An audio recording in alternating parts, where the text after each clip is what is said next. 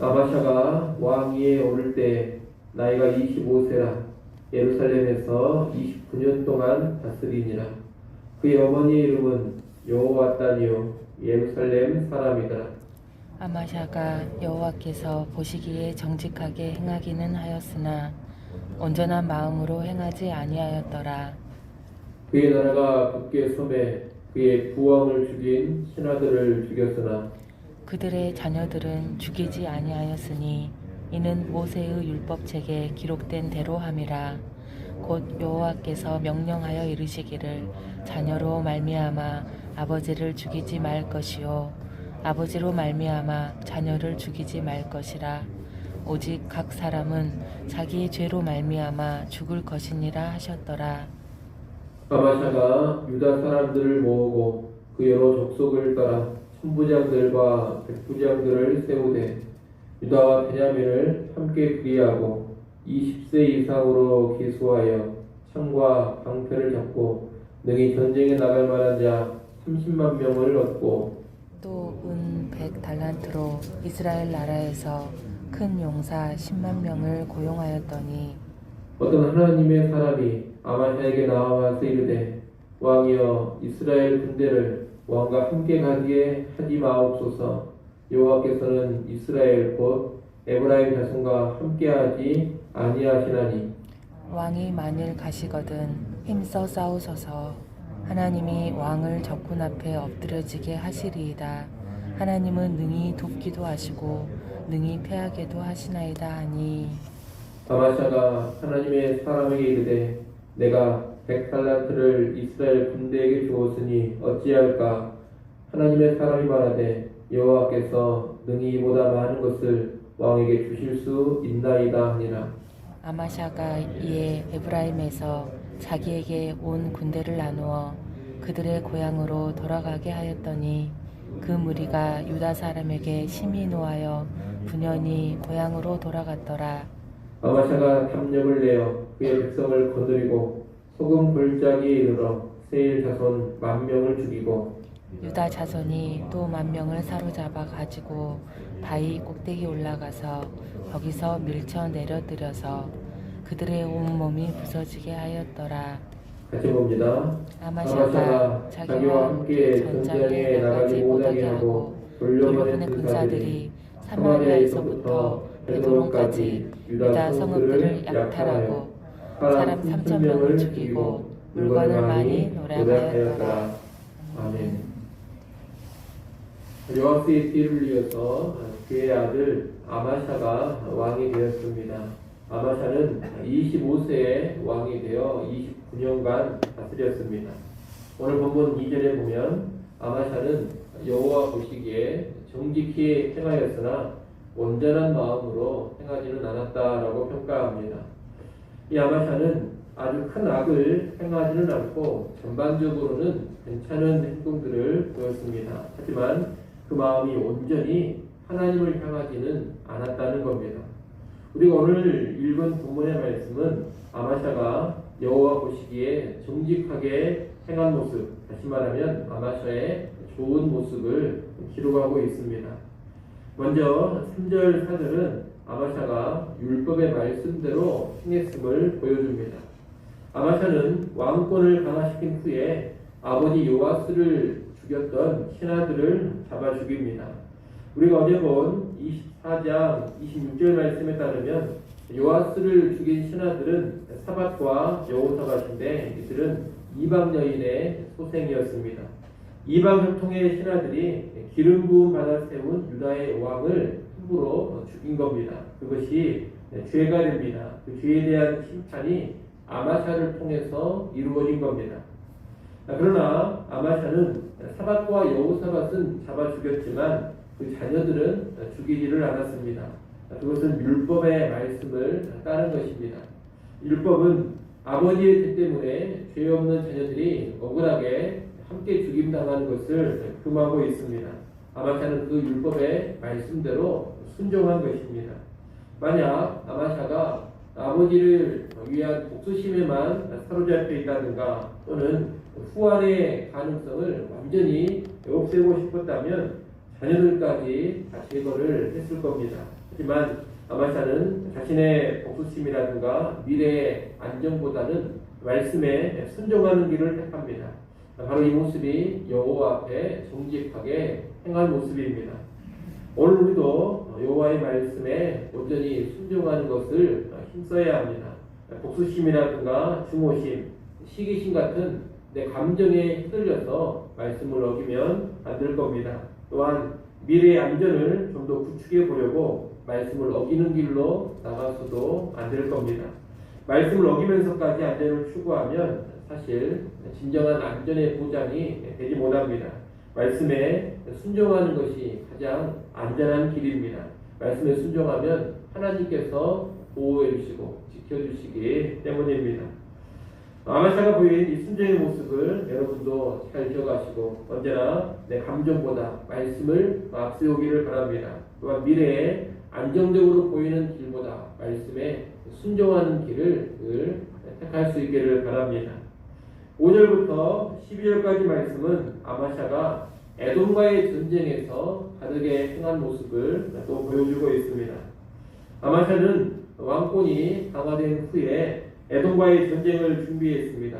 그는 먼저 남유다 왕국의 유다와 베냐민 지파에서 각 족속에 따라 천부장들과 백부장들을 세우고 20세 이상으로 총과 방패를 잘 다루고 전쟁할 수 있는 자 30만 명을 모았습니다. 과거 유다의 군사력에 비하면 이 30만 명은 많은 숫자가 아닙니다. 예전에 유다의 아사 왕 때에는 군사가 58만 명이었고 또 여호사밧 왕 때에는 116만 명이었습니다. 그때에 비하면 이 아마샤는 군사력이 많이 약해져 있는 상태인 겁니다.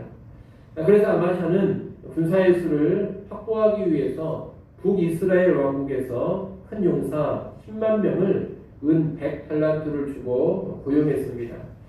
용병을 고용한 것입니다. 아마샤가 북이스라엘의 용사 10만 명을 고용한 것은 그가 북이스라엘의 왕조와 연합했음을 의미합니다. 이 당시 북이스라엘 왕국은 예후 집안이 다스리고 있었습니다. 예후는 바알 숭배자인 아합의 집안을 진멸시킨 사람입니다. 하지만 예후는 우상 숭배를 피하지는 않았고 예후의 아들들 역시 계속해서 우상을 숭배했습니다. 바알은 제거했지만 다른 우상들을 섬긴 겁니다. 그렇기 때문에 이 예후 집안도 믿음의 집안, 좋은 집안은 아닙니다. 아마샤가 이런 북이스라엘의 예후 왕조와 연합해서 용병을 고용한 것은 하나님 앞에서 바람직한 모습이 아닙니다. 악인과 연대하는 모습이기 때문입니다. 그래서 하나님의 사람이 와서 이 일을 책망합니다. 하나님의 사람은 북이스라엘 군대와 함께 전쟁하러 가지 말라고 합니다. 악한 세력과 연대하지 말라는 겁니다.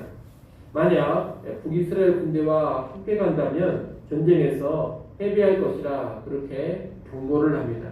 그러면서 여호와 하나님은 이런 전쟁에서 능히 돕기도 하시고 능히 피하기도 하시는 분이라, 다시 말하면 전쟁은 여호와께 달려있다, 이렇게 전해줍니다. 이 하나님의 사람의 말을 듣고 아마샤는 100달란트를 이미 이스라엘 군대에게 주었는데 어떻게 합니까? 이렇게 9절 상반절에 보면 말합니다. 북이스라엘 군대를 고용하기 위해서 지불한 돈이 은 100달란트입니다.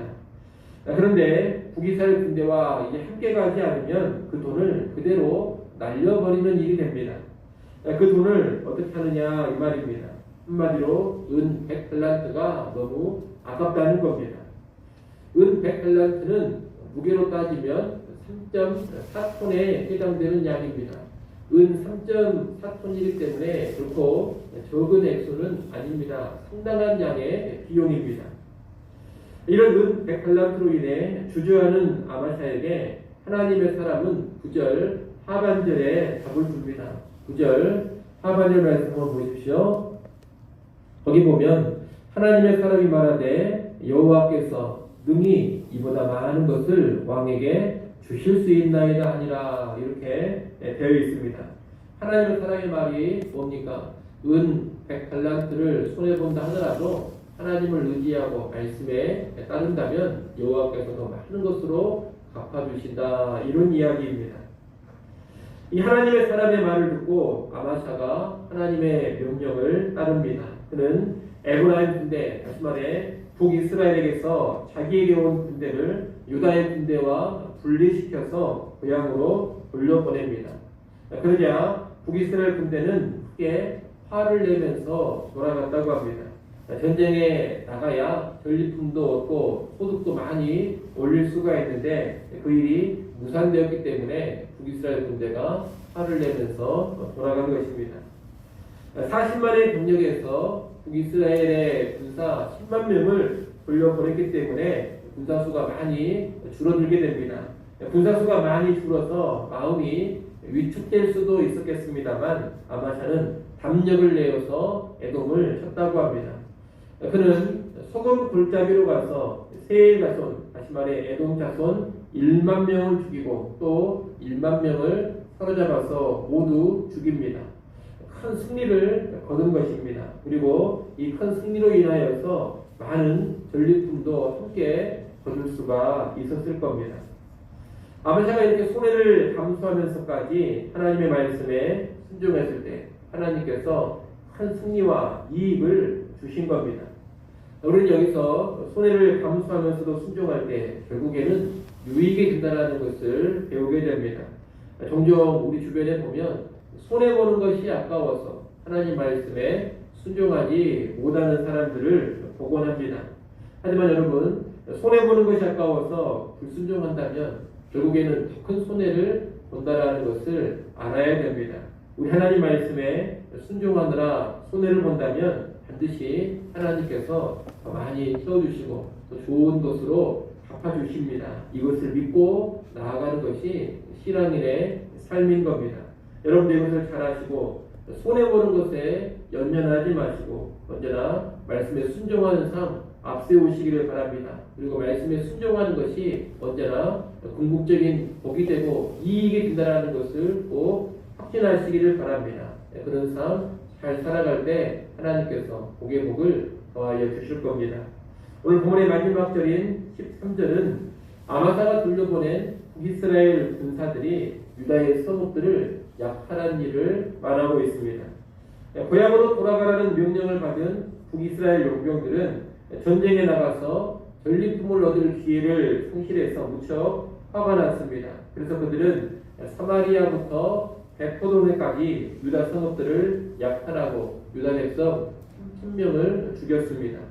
이런 폭력과 악행의 모습은 북이스라엘 군대의 악랄함을 전적으로 보여주고 있는 겁니다. 이들은 정말로 연합해서는 안 되는 악한 세력이었던 겁니다. 하나님은 언제나 악인과 함께하지 말라고 하십니다. 악인과 함께하지 않는 사람이 복 있는 사람입니다. 그러니 여러분도 언제나 사람들을 잘 분별하시기를 바랍니다.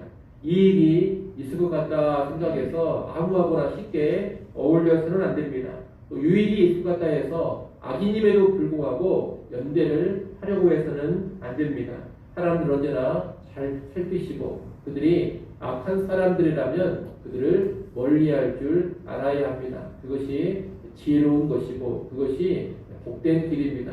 이 또한 잘 기억하시고 사람들을 잘 분별하면서 하나님을 미워하는 악인들과는 적당히 거리를 두고 살아가시고 결코 연대하지 않는 지혜로운 주의 백성 될 수 있기를 간절히 소원합니다. 기도하겠습니다.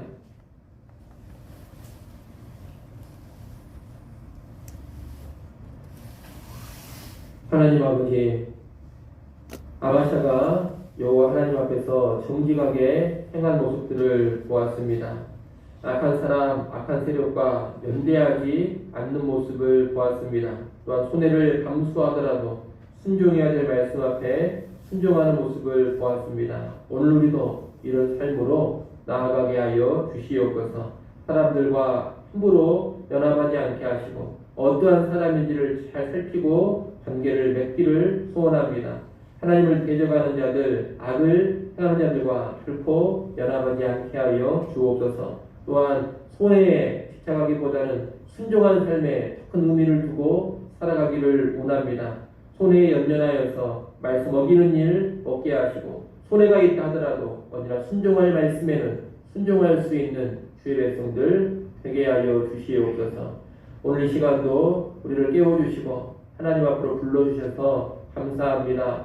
이 새벽 시간 하나님을 의지하며 시작합니다. 하나님 은혜를 베풀어 주시옵소서. 우리의 가족과 자녀들 또한 하나님의 교회 위에 나라와 민족 위에 은혜 베푸시기를 간절히 바라고 소원합니다. 오늘 수능 시험일입니다. 우리 모든 고3 수험생들 하나님 붙잡아 주시고 하나님께서 평강 가운데 시험 잘 치르게 하여 주시옵소서. 또한 그들의 진로를 가장 선한 길로 인도하여 주시옵소서.